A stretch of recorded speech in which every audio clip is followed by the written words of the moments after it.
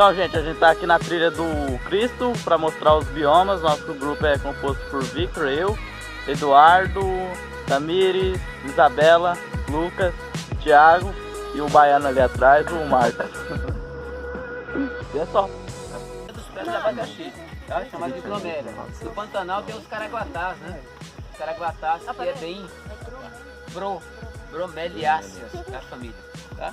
Então a gente vai encontrar muitas dessas daqui. E também a gente vai encontrar algumas cactáceas. Cactáceas são as famílias dos cactos, certo, gente? Aí eu vou pegar aqui para vocês para mostrar como ela consegue adaptar em um ambiente onde a condição de fornecimento de água é bem menor do que a gente viu lá embaixo. Então, acúmulo de água aqui é mínimo, né? Por densidade, ou desculpa, por gravidade, a maior parte da água que acumula vai escoar, né? E acumular na borda do morro ou seguir o rumo para baixo. Bora.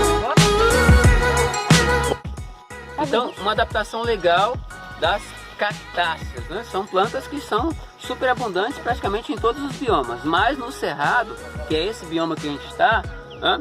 Ela também se desenvolve legal, na caatinga, enfim, tá? E até em ambientes de deserto, né? Ela consegue sobreviver.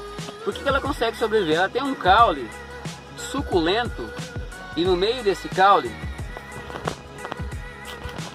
ele acumula uma quantidade muito alta de água. Dá pra gente macerar isso daqui, colocar num pano e beber a água. Né? Na verdade não é qualquer cactácea que pode fazer isso, tá, gente? Então prefiro nunca fazer isso, só em uma condição de sobrevivência extrema, né? Tá? Então, além disso, presta atenção, as cactáceas, além de acumular água, elas perderam as folhas e as folhas transformaram em espinho. Ah, professor, por que perder folha? Perder folha porque a folha aberta ela é uma área maior e exposição de uma área maior no ambiente perde água mais facilmente. Se vocês olharem as folhas dessas plantas da planta do cerrado, são folhas pequenas. Se você pegar e entrar numa mata fechada, as folhas são muito mais largas. Por que as folhas são menores aqui? Para diminuir a área, para evitar uma transpiração excessiva, tá? Aí vocês podem perguntar, e os espinhos? Serve as folhas transformadas em espinhos? Então, além de evitar a perda excessiva de água, os espinhos dão proteção. Né? Proteção contra quem? Contra os seus predadores. Né? Alguns animais que eventualmente comeriam isso aqui sem o espinho, com o espinho fica muito mais difícil se alimentar disso daqui. Plantas que se adaptam em ambientes com pouca quantidade de água são chamadas de plantas xeromórficas. Certo, gente? Plantas xeromórficas, com adaptação para armazenamento de água em um ambiente onde a disponibilidade desse recurso é menor ou pequena. Ok, gente? Tem lugar que é oferecido ao gado, isso aqui, ó. Quando na falta de água, na seca, né? Eles cortam e dá pro gado. Corta e dá para gado, né? É uma fonte de água e de alimento, também. Tá? Alguma dúvida? Muito bem.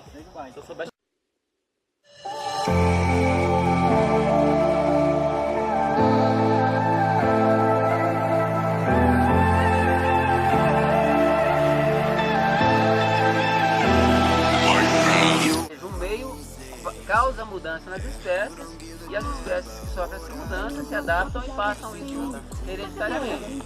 Não é certo, essa teoria não tem fundamentação científica, mas Darwin propôs uma teoria nova que até hoje é aceita, da seleção natural. Os mais adaptados sobrevivem. As características são dos indivíduos e elas são selecionadas pelo ambiente, mas o ambiente não causa nenhum fator de modificação. Ele seleciona os indivíduos com as variáveis mais adaptadas, certo? Bom, com isso a gente observa o seguinte: em relação a essas capacidades de adaptação, nós temos um exemplo bem claro aqui, né? Os organismos, para se adaptar, né, foram selecionados algumas características importantes que causam confusões em relação ao meio. Existe uma adaptação chamada de mimetismo e camuflagem. Camuflagem é quando o organismo se parece com o meio em que ele vive, tá certo? É o caso dessa cigarrinha que vocês fotografaram aqui. Vocês perceberam que Na rocha mais clara ela fica despercebida, na rocha mais escura ela fica visível. Então isso é uma camuflagem científica, né? Tem alguns tipos de camuflagem que são tão perfeitas, como a gente observa em alguns lagartos, como por exemplo os camaleões, que mudam de cor, né, à medida que ele se desloca no meio. Isso é uma camuflagem muito no topo dessa característica de evolução.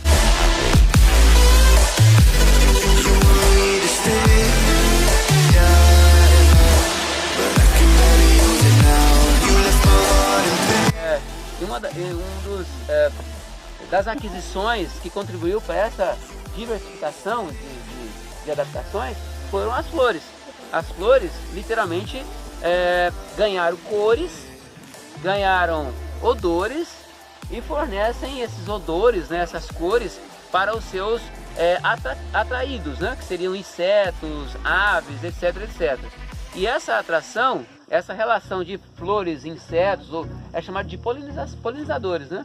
Então os polinizadores cumprem o papel dessa reprodução otimizada fora do ambiente aquático. Isso é uma folha que secou, e o que ficou aqui são os seus vasos condutores de seiva. Lembra de xilema e floema? E aqui está, isso aqui na verdade tem mais a ver com xilema, né?